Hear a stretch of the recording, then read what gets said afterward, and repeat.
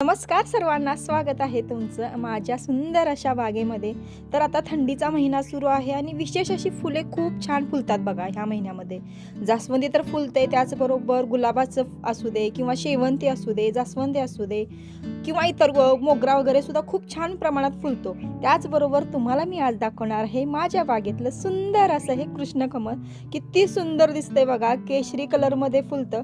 खरं तर हे जे केशरी कलरचं कृष्णकमळ आहे हे थंडीच्या सीझनमध्येच फुलतं आणि खूप छान दिसतं. खरं तर जांभळ्या रंगाचं कृष्णकमळ तुम्ही पाहिलेलं असणार आहे, भरपूर छान येतं ते आणि भरपूर प्रमाणात त्याला वेल त्याचा चढतो. खरं हा जे कृष्णकमळ आहे आतापर्यंतच्या माझ्या अनुभवानुसार हे तेवढ्यातल्या तेवढ्यातच हे वेल त्याचा चढतो.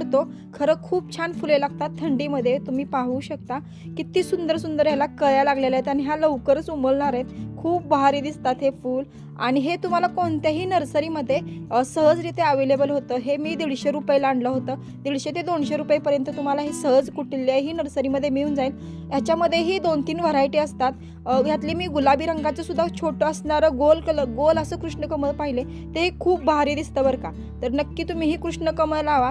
जास्ती केअरिंगचं नाही, फक्त सिजनेबल आहे. खूप छान याला फुले येतात. जांभळ्या रंगाचं कृष्णकमळ तर तुम्ही पाहिलंच असणार आहे, खूप भारी येतं. तर तुम्हाला कसं वाटलं हे माझं केशरी रंगाचं कृष्णकमळ? नक्की मला कमेंट्स बॉक्समध्ये सांगा. झाडे लावा, झाडे जगवा.